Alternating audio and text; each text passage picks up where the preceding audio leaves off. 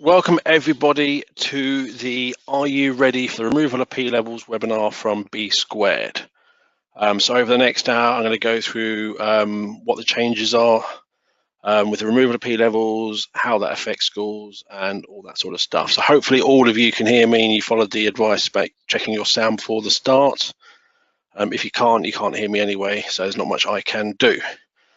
With me today, part of the webinar, I've got my colleague John, who'll be trying to handle questions throughout the webinar. I'll just run through how the webinar software works.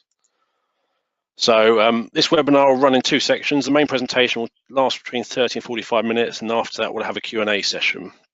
Currently, everyone's microphone is muted, so that enables you all to hear me clearly. When we get to questions later, I will be able to unmute people's microphones so you can ask the questions. At the end of the webinar, you will be sent a link to access the webinar later, so you can watch this webinar as many times as you want. And if you look in your webinar control panel, you will see there are a number of handouts which you can download. And at the end, I would just ask you to complete the survey to tell us what you thought of the webinar, the content, and how it all works. So this webinar, we're going to cover all the changes around the removal of P levels. So we're going to look at the background information about the 2014 curriculum and the Rochford review, what the pre-key stage standards are, how they're going to be used.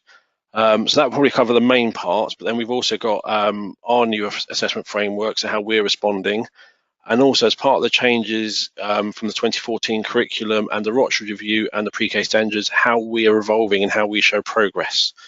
And also alongside that, the meaningful communication has been a big push on that over the last couple of years, and it's important to have a think about that as you change how you assess, how you're then going to communicate with your parents. So as part of that, we'll be showing you Evisense, which is our evidence platform, and how you can use that to engage parents and communicate. And at the end of it, I'll just give a quick summary and what your next steps are. So the 2014 national curriculum, what were the changes? Biggest thing they did, which was a bit of a shock, and there was a lot of discussion around whether it was the right thing to do, is they removed levels. That was a big thing. They introduced end of year outcomes, which although different, seems very same to levels. But one of the things they did focus on is there was a lot more freedom to schools to follow their own curriculum, design their own curriculum, and follow that. And the national curriculum is only part of that. This was a big change because a lot of the time when curriculums changed before, the DfE produced a lot of advisory material, schemes of work, lesson plans, things like that. This time there was none of that. Schools were left to find their own way of doing things. So schools are allowed to decide how they assess each subject as they develop their curriculum, and Ofsted are not supposed to ask for data in a specific format. Only that data is relevant, useful, and supports the decision-making process. And they also have been a lot of focus on, as I said, meaningful communication with parents. So in my eyes, what went wrong with the 2014 national curriculum? Big thing was lack of information. There seemed to be a lack of information from the DfE on what the changes were and how that affected schools, and that kind of left to a lot of confusion. Also, the changes were seemed pretty last minute. In 2013, the Labour government, which we were in at the time, or 2012, made a lot of changes, and they were bringing their curriculum in. And then within a year, that changed, and the new 2014 curriculum was coming in with all their changes. But there was, as I said, lack of information, lack of guidance, and the biggest thing was there was no information for people with SEND. So levels were gone, but what was happening with P levels? What should we use instead? And there was a complete hole. There was no information from the DfE on this, and there was a big shift towards more autonomy within schools. But again, there was very limited guidance and support for achieving this. So schools were told you've got the power. It's a conversation you need to have within your school, but there wasn't much support. So in January 2015, the Rochford review was set up, and the purpose was to advise the Minister of State Schools on solutions for assessing the abilities of pupils who don't meet the standards required to take the national curriculum tests. That is the official brief. And what does that entail? So in December 2015, the Rochford review released their interim recommendations for pupils working below the standard of national curriculum tests and above the P scales. So that gave us, for children in the first year working above P8 but below the level of test, how schools would submit where those children are.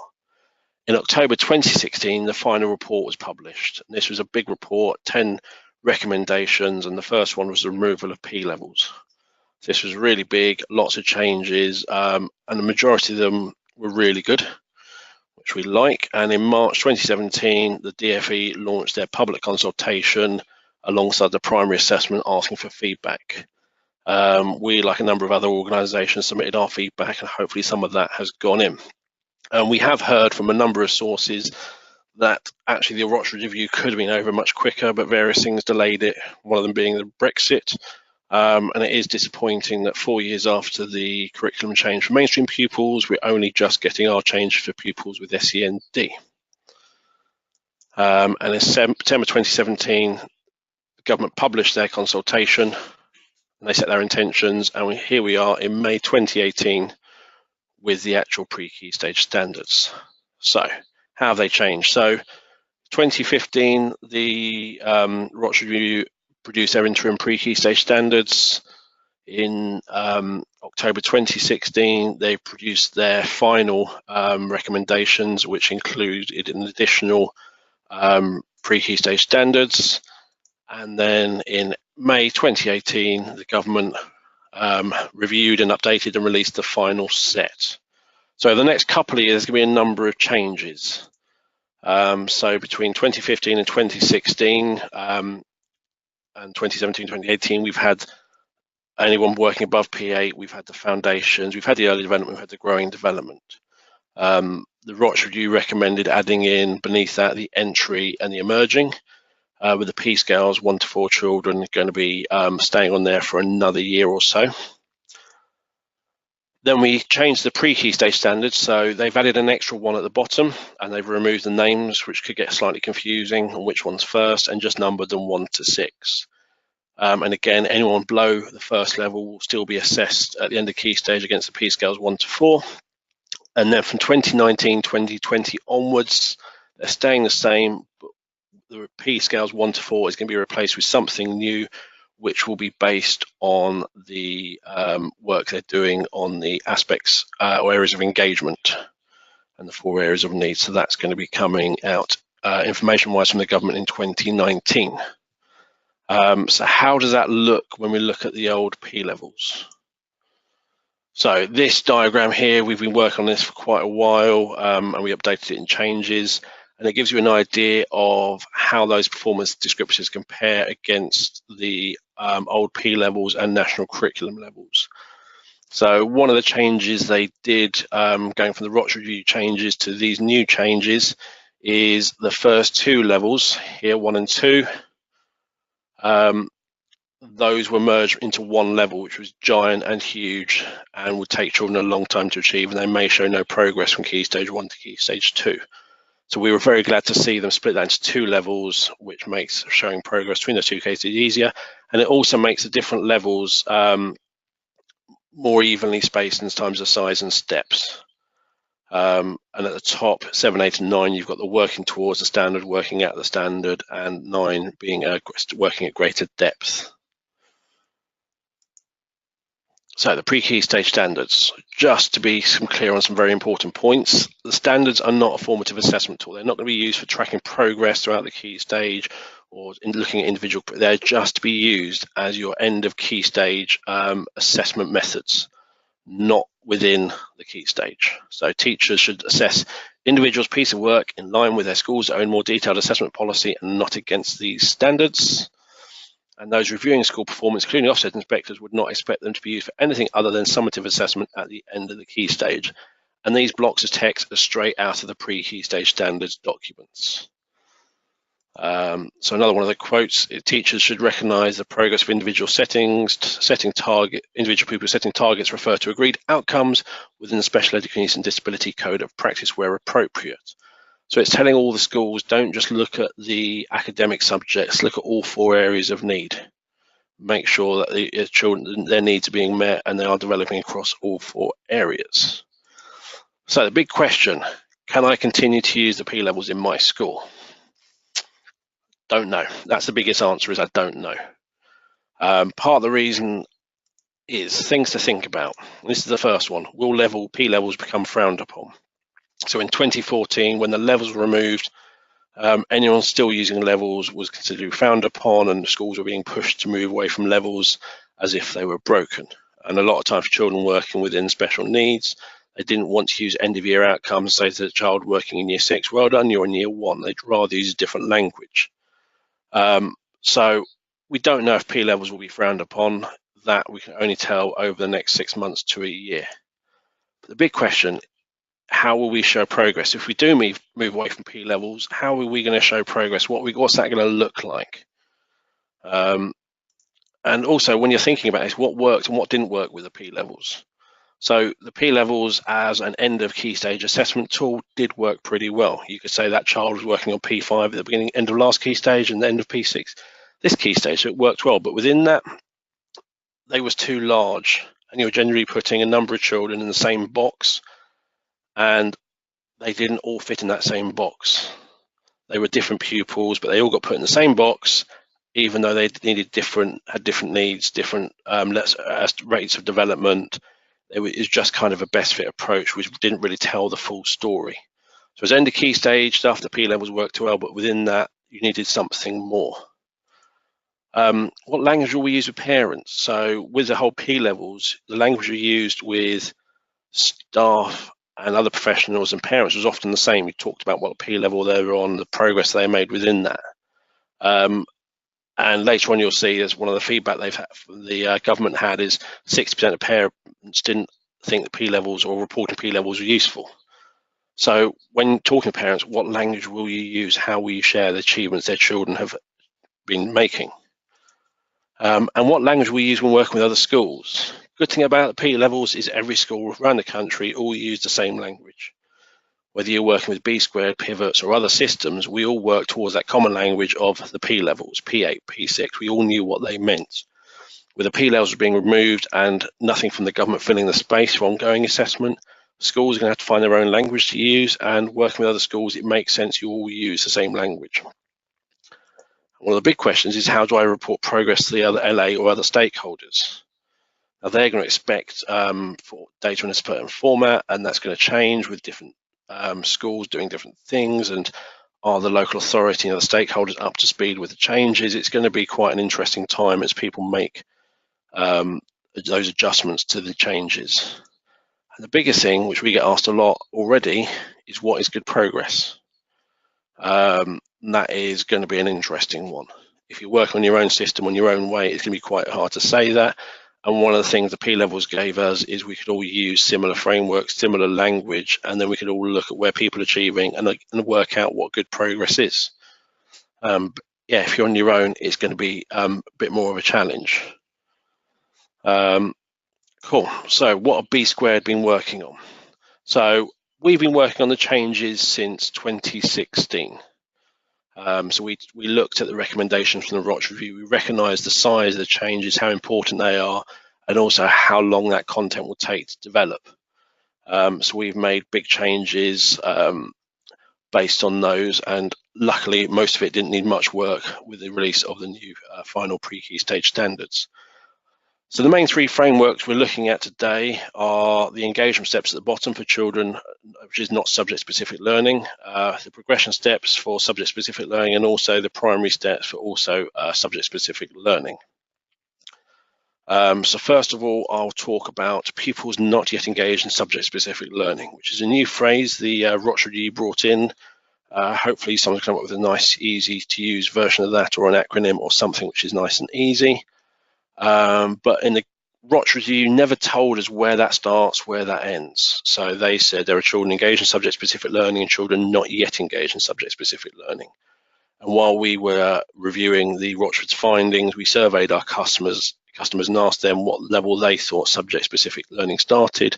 And a lot of them gave us somewhere between P4 and P6. So at that point, it was still up in the air. But when the government responded in September 2017, they specified it as subject-specific learning starting at P4. So for pupils not yet engaged in subject-specific learning, the guidance the Rochford review said is you need to look at all 4 areas of need, which makes a lot of sense. But in cognition and learning, you're not going to look at the subject-specifics. You're not going to look at English or maths. You're going to look at the 7 areas or aspects of engagement. So you've got the responsiveness, curiosity, discovery, anticipation, persistence, initiation, and investigation. So these were came from the CLDD project, which took part around 2011, and that was looking at how engagement affected learning outcomes. And what the project idea was is the more engaged a child is, the more learning outcomes there will be. So they look at those 7 areas and score each one between 1 and 4 as a way of judging the engagement within that lesson. And obviously the higher the score, the more engaged that child is, and the more learning outcomes there will be. The lower the score, the less outcomes. So in that sort of way, it makes sense. You can do that ongoing throughout the year of any age pupil, any ability pupil, and it's a great way of thinking about, is the learning going to be effective? Is how we can have the learning outcomes we want? Now, where it doesn't kind of work is when you use that as a summary at the end of the key stage. It's a very subjective score, and it depends. And you may have a more able child for various reasons being less engaged than a less able child. So using that engagement score on its own doesn't really make sense. So what we've been working on with engagement steps, so as I said, it's for pupils not yet engaged in subject-specific learning. It covers the 4 broad areas of need and the 7 areas or aspects of engagement. The bit I will say now is this bit isn't finalised and won't be finalised till 2019. So over this year, the DfE have been trialling this way of assessing with a number of schools. And then next academic year, so 2018, 2019, they're going to be reviewing that and presenting the desired method towards some point in 2019, ready for the 2019-2020 academic year. So engagement steps isn't just new content. There's a lot of changes. So the way we've done our assessments area is we've done a less subjective approach. So those who've used B squared before is we do like quantifying things, but we've done it in a different way with engagement steps. So as the engagement steps covers all 4 areas of need, it's going to support the embedding of the HCPs in the curriculum. So in your annual review meetings, you'll get your overall target for your HCPs, but then you can look within the engagement step for those stepping stones up to achieving those targets. So it also means that there's going to be more focus on the targets within the HCP, not focusing on the curriculum areas and then doing EHCPs on the side. It'll be fully embedded within the curriculum. And as I said, the way we're doing the assessment within the engagement steps is it's more about profiling rather than a pupil achieving a level and moving on to the next level. So pupils will work across multiple levels. And when I say multiple, I don't mean 2, I mean 3, 4, or even 5. And because of that, we've had to have the ability to report non-linear progress. We don't say this child's going to be achieving somewhere in step 1 and a while later they're still on step 1. We will look at the progress across step 1, step 2, step 3, and step 4. And the big thing for me is there should be no expectations on progress for children on the engagement steps. Each of these children is going to be very unique, very individual, and there's no way you can make a judgment that all children at this level should make this rate of progress. One good thing that the 4 broad areas of need brings in that profiling is looking at the wider picture. Maybe some of the areas in the sensory or physical or the social and emotional may be affecting their progress in their cognition and learning. By looking at the 4 areas of need in more detail allows you to sort of take that into context. And with the engagement steps is we will update all the content when the DfE release the final guidance. So if you are a school who purchased our engagement steps or are looking at starting with our engagement steps earlier, when that all changes for September 2019, we will update the content for schools who bought it for free. Cool. And with the engagement steps, the content and areas we've covered is really broad. And what you'll find for those children working at that level due to their needs, you're not going to use all the content. You're going to be picking and choosing the content which suits that child and the skills they need to acquire. Cool. So pupils engaged in subject-specific learning. So this is an area with not much guidance from the government. Their guidance kind of says pupils engaged in subject-specific learning. Here are the pre-key stage standards. Schools are free to develop and run and follow their own curriculum, which is completely understandable. It makes a lot of sense. Schools need their own curriculums. It's what makes each school unique, and a lot of schools follow individualized curriculums for each child. and that's really important. But the assessment framework can often be common across a number of schools, even though the curriculum they follow is unique. So cognition and learning, so that covers all the areas of the 2014 primary national curriculum. So obviously we've developed our content, we've looked at the breadth and the areas within the 2014 primary national curriculum and used that as kind of our starting point, making sure we're covering all those areas so schools can follow the full rich curriculum and give that each child access to as many different things as possible. But at the same time, we've designed it to be used by any age group. So although it's based on the primary national curriculum, we know there's going to be a lot of schools of all ages going to be using this. So one of the things that all the way through the Rochford review, I only mentioned Key Stage 1 and Key Stage 2. There is a tiny note to learners in Key Stage 3 or even Key Stage 4 in the pre-Key Stage standards saying older children, they may be useful, the pre-Key Stage standards may be useful to look at as an idea of progress. But generally there is no guidance for Key Stage 3, but the way we write our content means it can be used by any age. We've also listened to a lot of feedback from schools. So one of the biggest changes we made to our content since the change we made to 2014 primary national curriculum is how we've handled science. So in the 2014 curriculum, the DFE changed from having 4 areas of science to 16 topic areas. In the progression steps, we've changed that back to having 3 areas. So we've grouped those 16 headings under chemistry, biology, and physics, which has already received really positive feedback from our schools, and we've made a number of other changes.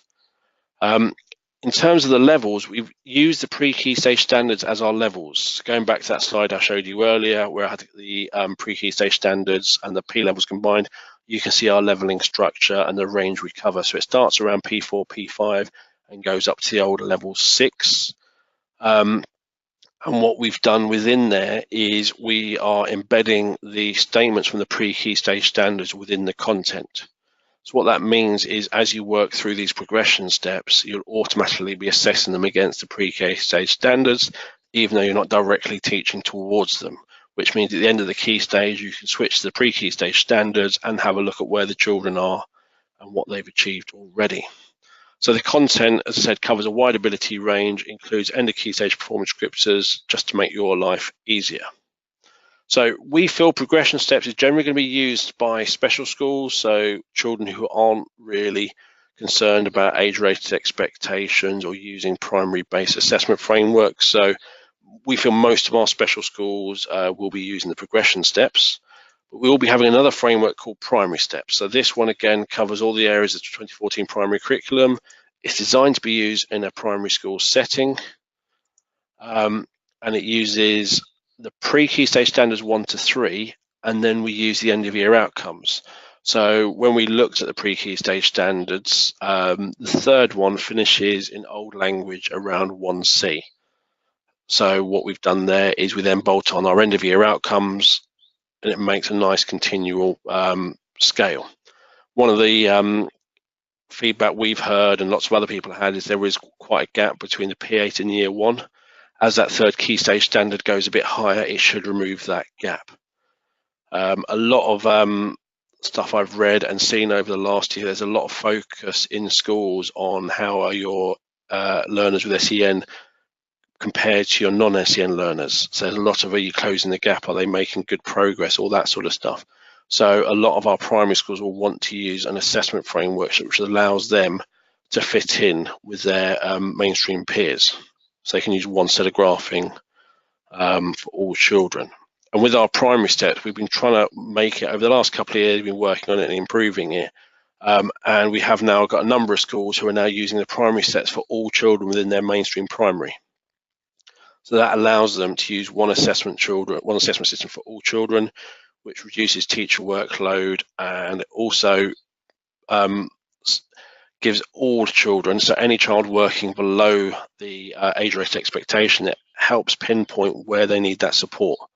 Due to the way we run our assessment and the way it all works, it's not just saying they're working below, we can actually identify where they're working below, and then you can target interventions to work on those areas. So evolving how we show progress. So this has come about from talking to schools over a number of years. So they've faced challenges, and where we looked at data, and the traditional ways of doing linear data doesn't really work for pupils with SEN, and how can we change that? So Connecting Steps, for those who are new to B Squared, Connecting Steps is our assessment software, which has been around for nearly 20 years, and it has been sold to over 3,000 schools in the UK.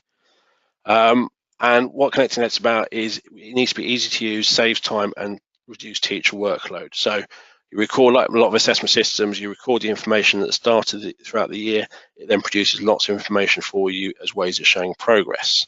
And we've got lots of different ways to show progress. So we have the traditional ways, looking at the progress and attainment. So where were they last year? Where are they this year? What sort of progress have they made in that time? But we can also look at progress across multiple levels. So if a child's working in current language on P6, P7, and P8, we can show you a graph showing all the achievements they're making across all 3 levels, not just on their current level. We can also look at the levels of engagement. So this is different to the aspects of engagement I mentioned earlier. With the levels of engagement, some of you may have heard of the Barry Carpenter's engagement scale. We use the same scale. It was actually for the original P levels back in 1999. And the idea that it's not just a case of can a child achieve the skill or not. There is a scale between that, from level of awareness, level of interaction, up to achieving that skill. You can also comment on things, so actually how things are being achieved, making observations and just commenting on how progress is made. So what I'll just do, for those who are new to B Squared, I'll just give you a quick idea of what Connecting Steps looks like.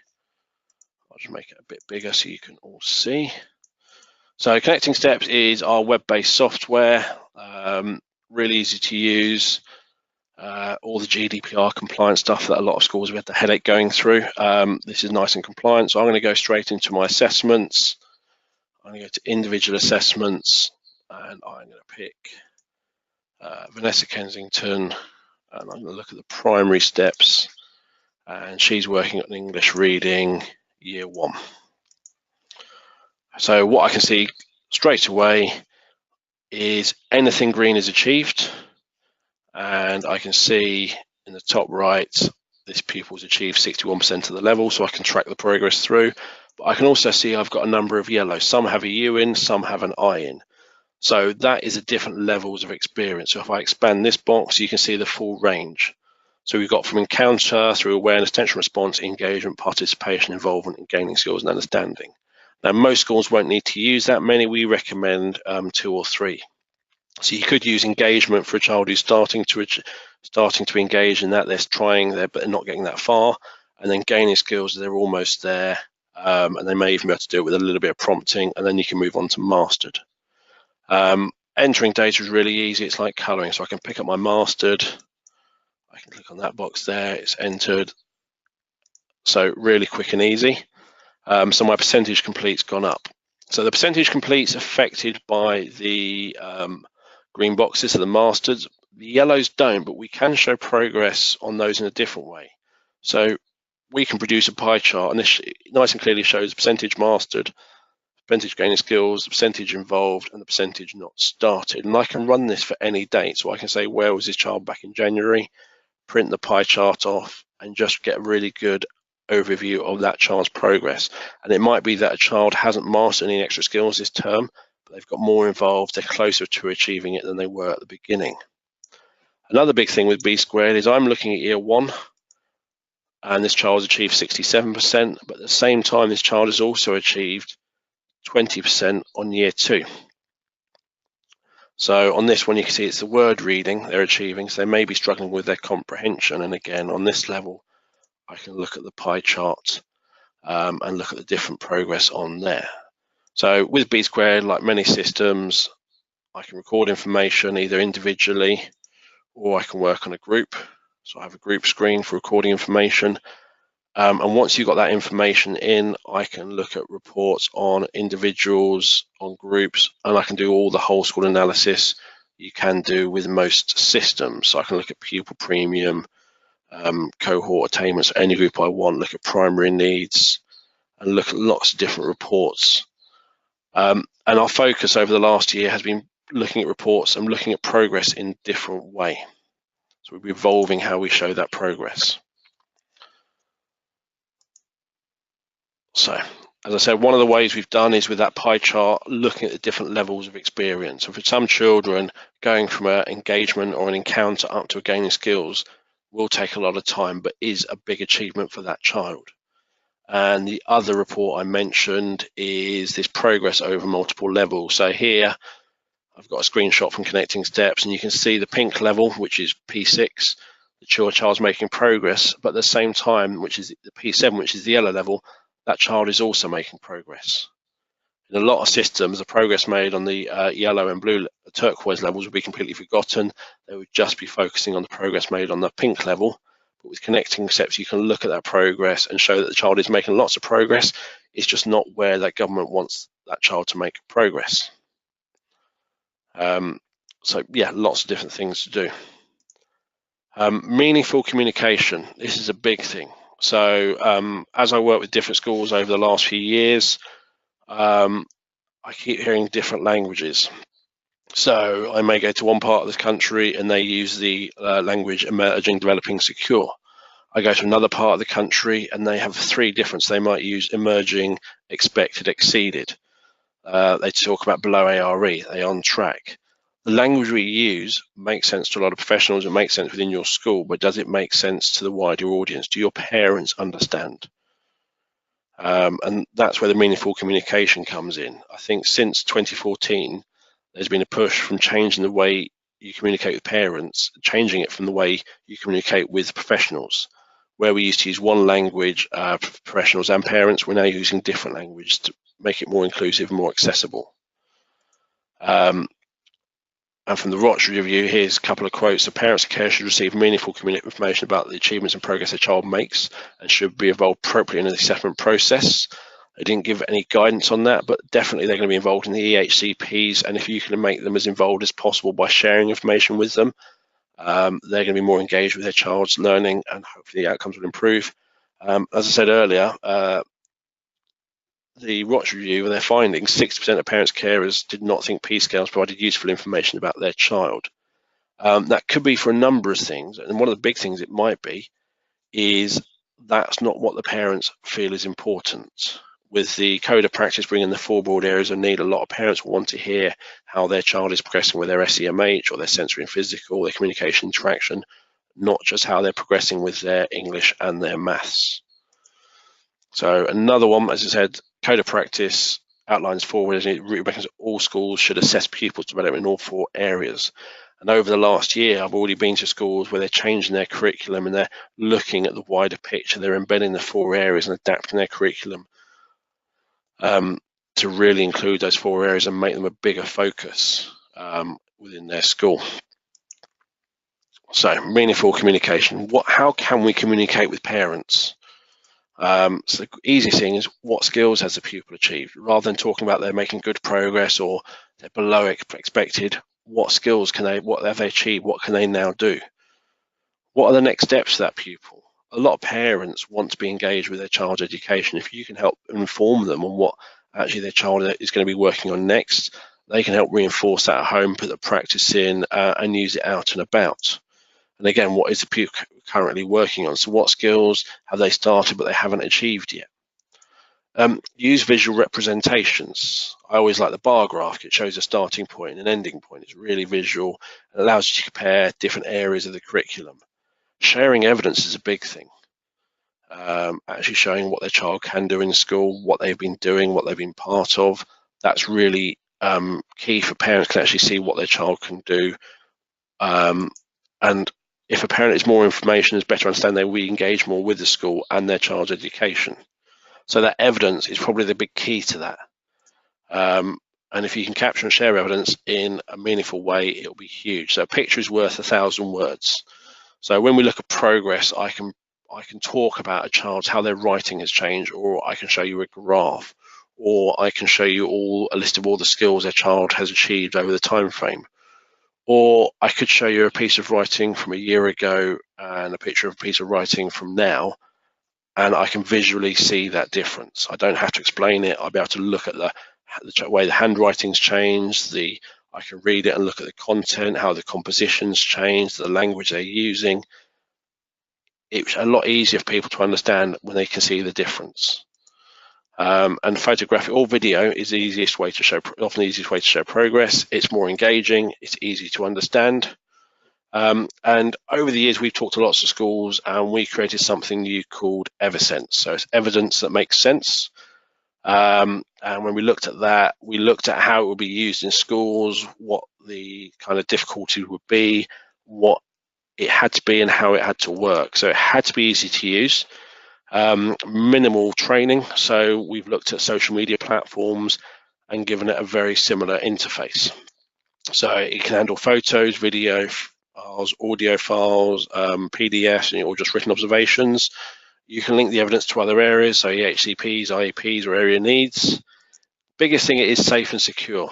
So GDPR compliant, but also on and beyond and above that. So there's lots of things we've put in to make it extremely secure, and rather than just following your policies on mobile device usage and rest, it actually enforces them.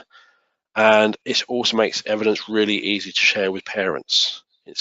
Evisense looks and feels like Facebook, so if you can use Facebook, you can use Evisense. The security is completely different, but it also means your parents know how to use it as well. So they get the idea that they can go into the app, they can look at what their child's done, and if you've given them access with commenting, they can respond and be more engaged with their child's learning.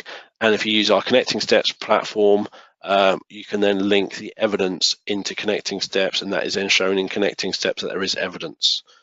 And again, our idea is, with everything we do, is making what you do as useful and as powerful as possible. So often people collect evidence, they still put them in paper files, which is great if you want to look at a child's learning and look at their progress over time. But what happens if you want to have a look at all the social, emotional, mental health evidence of what you've done over the last year? You have to go around a lot of books. Evisense makes it really easy to sort and filter that evidence and bring it all together in different forms. So I can look at all the evidence of SEMH to show how the school supported development of that. I can use it as part of moderation to look at all the English writing evidence for progression step 9 and all that sort of stuff. It makes that evidence you've collected, it makes you use it as much as possible. So that's Evisense. So that's kind of everything covered. So just to summarize, P levels have been removed. Just to reiterate that, the P levels have been removed for end of key stage assessment. What you do within your school between end of key stage 1 and end of key stage 2 is up to you, but it may be frowned upon, we don't know. So we've got new updated pre-key stage standards released for 2018-2019. And there'll be new statutory assessment guidance for pupils working below P4 is going to be released in 2019. Do not use those pre-key stage standards for tracking. They are too narrow. They only have a few key indicators. You need something which is broader and richer and allows you to show that all the different skills that child is achieving. And what we've been working on, so we've got 3 new frameworks. So we've got the engagement steps for children not yet engaged in subject-specific learning. We have the progression steps for children engaged in subject-specific learning. And then we have the primary steps for students engaged in subject-specific learning in a primary setting. So that's kind of where we are. What you should see in your webinar panel on the side is you should see a number of handouts. So the first one, you've got the B-squared analysis of the pre-key stage standard. So Alex, who's in our education team, has gone through and looked at how the pre-key stage standards have changed from the Rochford reviews recommendation, how the areas have changed. So one of the things we really liked is in the Rochford review, when you looked at the writing pre-key stage standards, is there was a lot of focus on the physical process of handwriting, letter formation, spacing, all that sort of stuff. And in the pre-key stage standards, which were released in May, there's a move away from that, looking more at the content and the composition, which makes a lot more sense for pupils with SEN. I've also included the Rochford Review final report because that is a big document and covers a wide range of areas.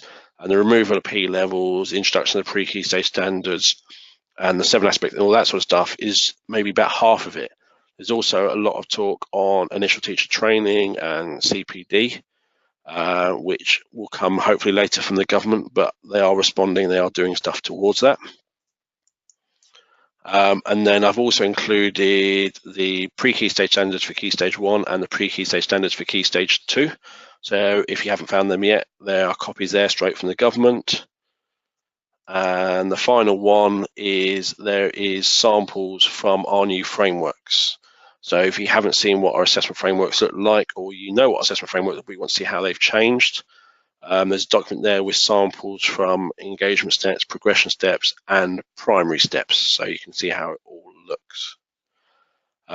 In terms of next steps, the first thing you've got to do, hang on, I had an extra one there, it's got disappeared, it'll come back. So things you can do, the first one should have been think, I'm sure that'll pop back up in a minute. So if you want to know more about what we're doing, how our Connecting Steps software works, and what we're doing and how we're changing, you can arrange an online meeting to find out what we're doing and all that sort of stuff. We've also got this month, over the next 3 weeks, we have the autism shows. So there's one in Excel this week in London, there's the NEC in Birmingham next week, and then there's Exhibition City Manchester the week after. So it's a great chance to come and chat to us, find out what we're doing and how that can be done. And also what we've had with experience of with some of our other schools is share this webinar with your colleagues. So go back to school, watch this and have a conversation about what's going to change, how it's going to change and what you're going to do. So this is the biggest change for assessment pupils at SEND for over 15 years. So the last change of this size is back in 2001 when the full P levels were released. Since then, nothing has really changed. So this is huge, and it's probably a lot more changes than people realise. Oh, and there's my think, which should have been right at the beginning, but the think's there. So there's a lot to think about with these changes. It's not a simple bang, here you go, job done. There's going to be a lot of changes. So whether or not, if you're one of our customers, you're going to change from the old frameworks to new frameworks, there's a lot of changes in how you are going to report information. There's a teacher training on understanding the difference in new frameworks. There's your new staff coming in. There's how you're going to communicate with parents, the language you're using, training. There's a number of changes which all need to take time and think about. So that's kind of the end of the webinar. So if you have any questions, so you have got a text box here, you can write questions in, or if you'd rather ask your question verbally with the microphone, here there's a little icon with a hand, that's kind of you putting your hand up. So if you click on that, then what that allows me to do is see who's got a question. I can then unmute your microphone and you can ask your question. But whilst we're going to that, I will thank everyone for attending the webinar. Please complete the short survey when you leave the webinar, and if you are interested in arranging an online meeting to find out more about what we're doing and the changes in our software, if you go to www.connectingsteps.com/meetings, you can go in there and arrange a meeting at a time that suits you. And at the bottom right there, you can see you've got my contact details. So if you do have any more questions, please feel free to come back and ask me any questions. Cool. So have we got any questions? So I want to look at my questions. So I've got a hi Dale from a Matt Dingle, but I can't see the question beneath. Oh, I can. How can I get a copy of the video? So as you've attended the webinar, what you will get tomorrow evening, I believe we will sending out an email with a link to a copy of this video. So once you receive that, you can then email that out to other people so they can watch that video. We'll also be putting it on our website. So on the main B Squared website, if you haven't seen, we do have a blog.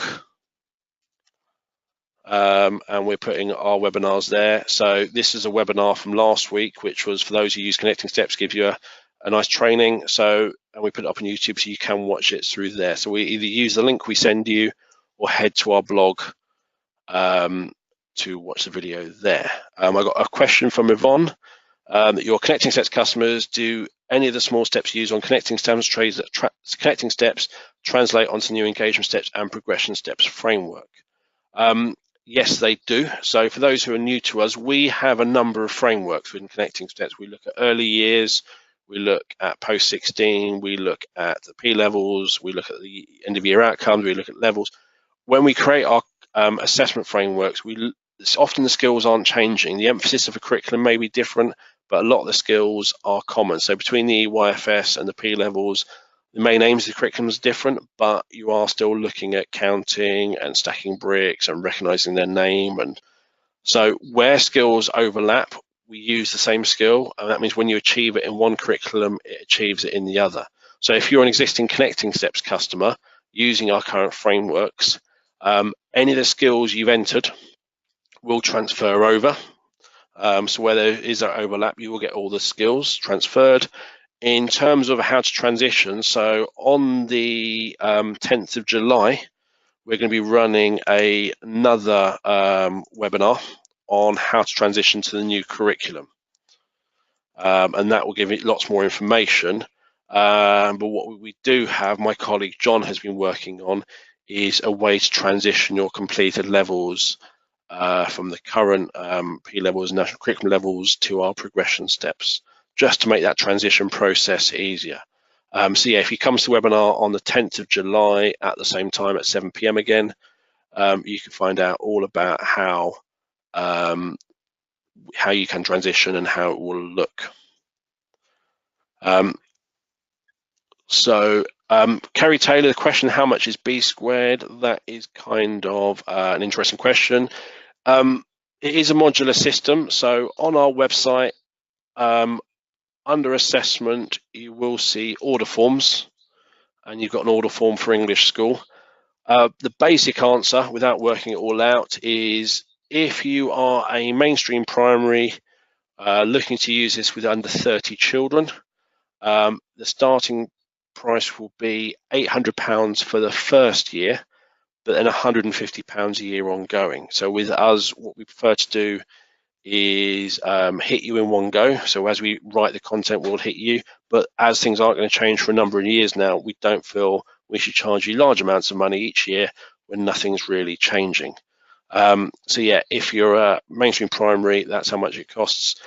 Depending on what you need, what you want, how many teachers, the pricing changes. If you are interested in connecting sets, want to know more, please give us a call or drop us an email with what you want, and we'll be able to get back to you with your own pricing. I hope that has given you the answer, Kerry. Marie's asked, would this be useful for students in a mainstream secondary school for those working below key stage expectations? The answer is yes. We've got a lot of secondary schools we've picked up over the last year since the GCSE changes and the levels being removed, struggling to show progress for children working below age-related expectations and not working on GCSEs, and also not wanting to use an assessment framework where children in year 9 are being assessed as working at year 3. They want to use different language. So the answer is yes, it can be used, and that's why a lot of people like it. With our current frameworks, we had one which didn't use age-related expectations, and that was easily our most popular because it didn't mention ages. But yeah, the progression steps takes that further, and although the DFE doesn't really mention special needs in Key Stage 3, it is a big concern for a lot of schools of how do you show progress for those working below, and how can you identify where they need that support and what the next steps are. So yes, it can be. If you want to go through the software more, arrange an online meeting. So I've just realized I've just got rid of that. So yeah, use our online meeting and we'll talk you through it. It is good news, Yvonne. So I've got a question from David Clay. Is there a document to show how the progression steps link with the primary year group levels? The primary year group, there is. I have a very rough version of it here. Lots of different things. We will be putting that on our website shortly. We're just going through the changes and reviewing it with the changes, so that will be up shortly. Adam Cook, how will the data extract change in light of these changes, and when do you see it changing? I'm not sure what you mean by data extract. I presume you may be going into another system, which might be Casper, and our knowledge of what Casper are doing is nothing is changing from Casper's point of view. So in reality, once you change over, you won't be able to go into Casper. A lot of what people use Casper for was that comparison with other schools. That's something we're looking at, because that comes back to that question of what is good progress. So we're looking at how we can do that, and we're hoping to have something in 2 years' time to help schools identify what good progress is and allow you to compare yourself with other schools. Hopefully I'm answering all your questions. If not, please ask away again. How is the new primary steps different from the 2014 core national curriculum? Is asked by Beatrix, and the answer is it is currently basically the same in terms of the end of year outcomes. The changes we're making, though, is we are now going to, as I said, sneak in those pre-key stage standard statements into the end of year outcomes, so you can track children against end of year 2 or end of year 3 as you're currently doing, but at the same time it will be assessing them against the pre-key stage standards. Currently, if you're using primary steps, you're using the P levels P1 to P8 and then the years 1 to 6. So what's going to change in terms of the P levels is they will disappear, and we'll replace that with the progression steps 1 to 3. So your assessment sort of range will start around P5 and then continue up to year 6. And Anne has asked, does Evisense come with connecting steps, or is it a separate price? It is a separate price, and the reason for that is connecting steps is priced per kind of teacher, whereas Evisense is priced per pupil. So we could never work out a simple way of doing it, so we do it as a separate package, but they interlink in. So if you're connecting steps, you use it's one set of groups to manage, one set of pupils to manage, one set of users, all managed in one place with 2 separate interfaces. So hopefully I've answered all your questions. If anyone has any other questions, I will stay on for a little bit longer.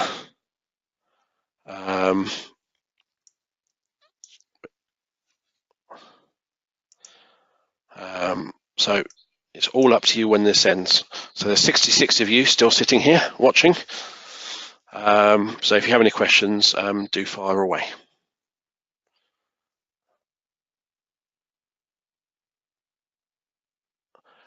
Okay, so Laura has asked about using it for under 30 children in a mainstream school. If you're not aware, which I hadn't mentioned, B Squared, we still produce paper assessment files. So that's the same content you'll see in the samples in a paper file, which you can buy. It's a lot cheaper, but it doesn't do very much for you. So you're still having to track the progress yourselves and work out progress. The software does a lot of it for you. To answer your question, Laura, I would go for the online tool. It makes life a lot easier. If you go and sign up for a meeting, we can show you what it does. You'll then be able to see what the difference is and if that makes sense for you. The good news is, as you do have a paper copy, you will get a discount when you upgrade to the software. And Charlotte Willis has asked, any thoughts on links to entry-level qualifications, e.g. science? That is something we may look at in the future. So things we're working on at the moment. So in terms of the progression steps, we've got all the cognition and learning content done. We're now going to be working on the social, emotional, mental health, the communication, interaction, and the sensory and physical. Taking that up as high as we need to, so you can use that within your EHCPs. And at the same time, we're also working on another framework, which I would just, it's briefly mentioned earlier, I'll just bring it up. So I've talked about the primary steps, the progression steps, and the engagement steps. We're going to have another framework out in the next 2 years called Steps for Life, which is going to look at academic, vocational, and life skills. For it's designed post-16 areas, but you can start it at any age. So I know some schools are looking to start at post-14, and others are even post-11. But that will look at, currently it's designed to look at numeracy and literacy and ICT within the academic, looking at sort of getting a job, having a job, looking at different qualifications and courses around there. And then the life skills is everything involved up to independent living. So we're looking at stuff within the PIP framework, making sure we cover all those areas. And that ability-wise will go from, in old language, P1, all the way up through entry levels up to level 1 and 2. So we might be doing that as part of that, Charlotte, but we haven't looked at science yet. So Sharon has asked, what does Evisense look like? There's 2 ways for you to look at this. One of them is if you go to YouTube, I won't watch this now because you can watch this all in your free time, and search for Evisense, you'll get a couple of things. You'll get a lady who does a lot of yoga, but you'll also get a video of me which shows you how the Evisense app works. So Evisense, we have an iPhone app, an iPad app, an Android app, and an Amazon Fire app. We've made it nice and close to using Facebook. There's a video of me showing you how you add a post, how it looks on the software front. So I'm just going to log in. I've just seen a comment from Nicola saying the audio and the video are out of sync. That shouldn't happen in the video. That may be your computer. That should be all right when it goes live. So this is what Evisense looks like. So if I go to a pupil with some realistic evidence, where you've got a Grange Hill banner, that's individualized to your school, but it's designed to look and feel like Facebook. So there's evidence of Eleanor. It was uploaded by Mr. Pickles. When it was uploaded, there's a description. And you can just, by scrolling back, I'm going back in time. So here's Eleanor wrote a poem in response to listening to Hall of the Mountain King. And if you use connecting steps, these are all the skills that one piece of evidence demonstrates. So I'm looking at one pupil, and this is what a parent would see. So when a parent signs in, they'll see your school banner, there's their child, there's all their child's evidence.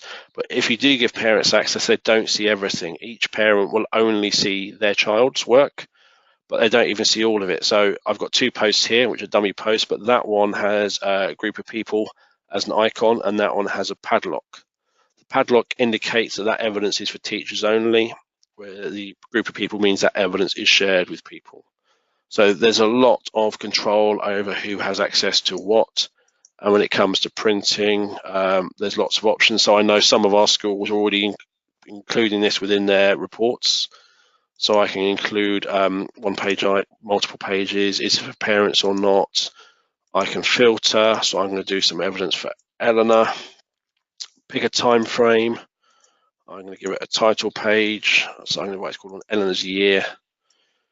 Various other options about the different evidence I'm including. I click next, and it's going to tell me there's 12 pieces of evidence. So I can click build report, and it will now churn through and build me my report. Okay, so while that's waiting for that, Stacey has asked, can you use progression steps to analyze, compare the progress of groups of students? If I just pop back to connecting steps and log in, the answer is yes. So we can import groups of pupils from Sims.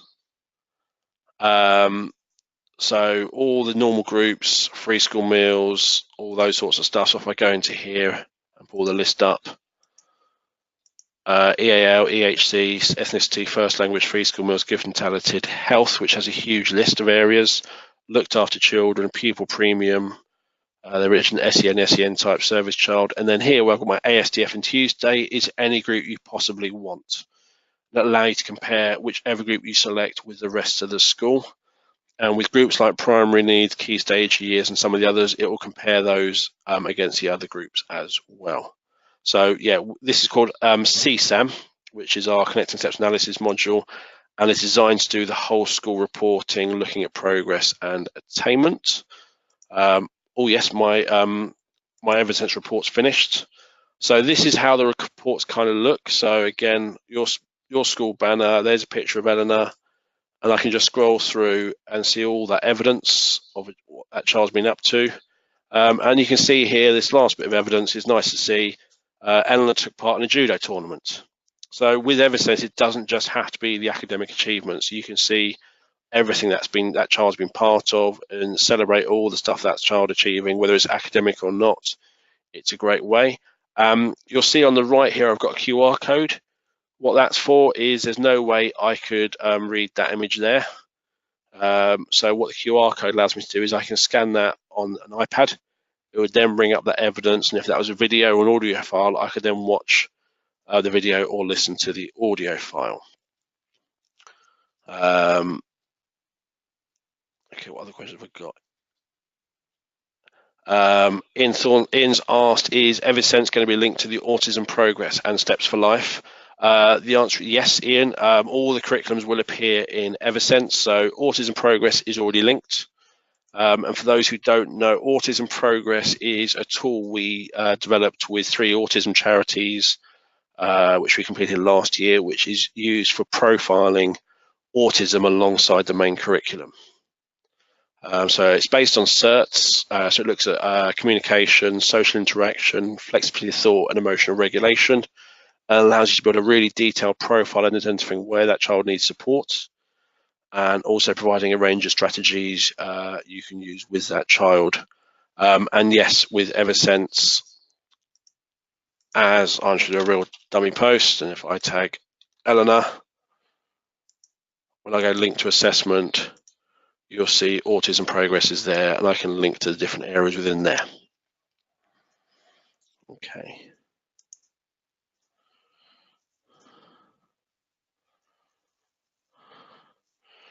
Cool.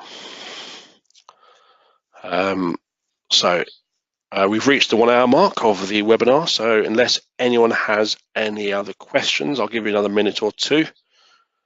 I will be shortly ending this webinar. Once again, thank you everyone attending. I hope the webinar has been useful and you've got something out of it, even if it's something just to think about within your setting.